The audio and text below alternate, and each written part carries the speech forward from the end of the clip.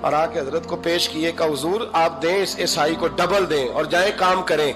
آپ فرمانے لگے تو پیسے دے شرطیں نہ لگا, میرا جہاں دل کرے گا میں خرچ کروں گا, مجھے تو مزہ ہی اب آنے لگا ہے, ابھی تو لطف آ رہا ہے, ابھی تو ذائقہ آیا ہے کچھ کرنے کا, پیسے دینے ہیں تو دے, پابندی نہ لگا, جہاں میرا دل کرے گا میں. اس نے کہا حضور ٹھیک ہے رکھ لیں. حضرت نے فجر مسجد میں پڑھی, جیب میں 12,000 دینار تھے, اعلان فرمایا بھی کسی اور کی بیٹی بھی بیٹھی ہے تو پیسے میرے پاس ہیں. وہ 12,000 دینار بھی بانٹ دیا, اور 12,000 دینار بانٹ کے نہ تو پھر چلے گئے کھیت میں چارہ کاٹنے. اس عیسائی کو کسی نے بتلایا کہ ان کے پاس تو 12,000 آیا ہے پر تجھ سے جان نہیں چھڑائی انہوں نے, کہ وعدہ یہ ہوا تھا کہ 6 دیں گے تو جائیں گے, جب تک دیں گے نہیں تیرے گھر میں کام کریں گے. وہ نہ چارہ کاٹ رہے تھے, حضرت صاحب تو وہاں پہنچ گیا, دور جا کے کھڑا ہو گیا, کہنے لگا بابا پہلے تو میں نے مسلمانوں کے اخلاق سنے تھے, اب تو میں نے دیکھ بھی لیے, پر یہ بتا جب 12,000 آیا تھا جان کیوں نہیں چھڑائی؟ تو حضرت چارہ کاٹتے کاٹتے رو پڑے,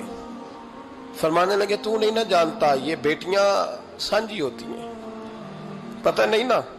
میرے رسول پاک نے تو حاتم تائی کی بیٹی کے سر پہ کپڑا رکھ کے کہا تھا بیٹیاں برابر ہوتی ہیں, تو یہ نہیں پتا جب اس کی 6 بیٹیوں کی شادی ہوئی ہے میرے اندر روحانیت کتنی بڑی ہے. فرمایا پھر 12,000 آیا ہے تو 2-4 بچیاں پھر گئی ہیں, تو یہ نہیں پتا میں اندر سے راضی کتنا ہوں, میں تیری نوکری کرتا رہوں گا, پتہ نہیں اللہ کتنی بیٹیوں کو بیاہ دے گا.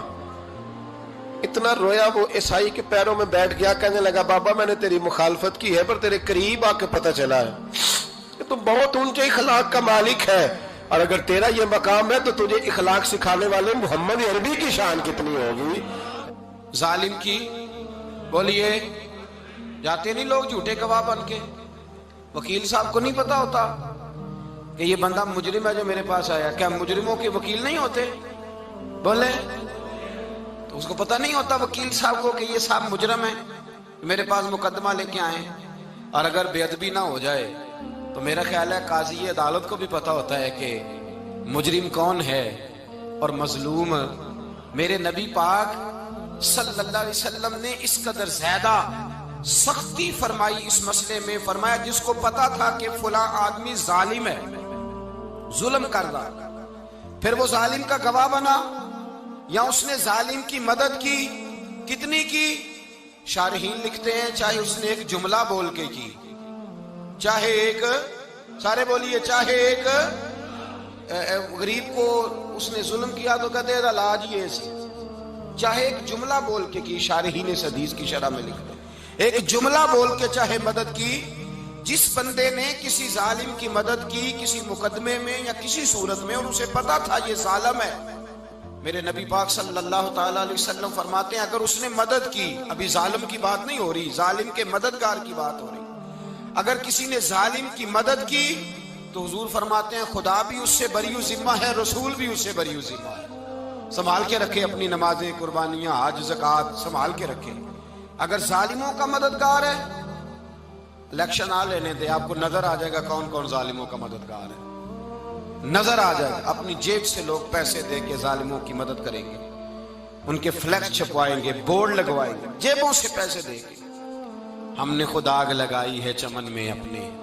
بے سبب گردشی ایام کو الزام نہ دو, ہم نے خود نور کا ظلمت سے کیا ہے سودا, کر کے توہین سحر شام کو الزام نہ دو.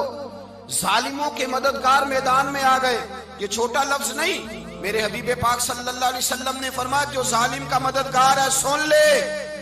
لے, جو سجن کے ساتھ کچہری جاتا ہے وہ یاد رکھے, جو دوست کا گواہ بنتا ہے وہ یاد رکھے, جو کہتا ہے میں مانگی گیا تھا, مجھے بلایا گیا تھا قبضہ چھڑانے کے لیے کسی غریب بیوہ کی جائیداد پہ, وہ سن لے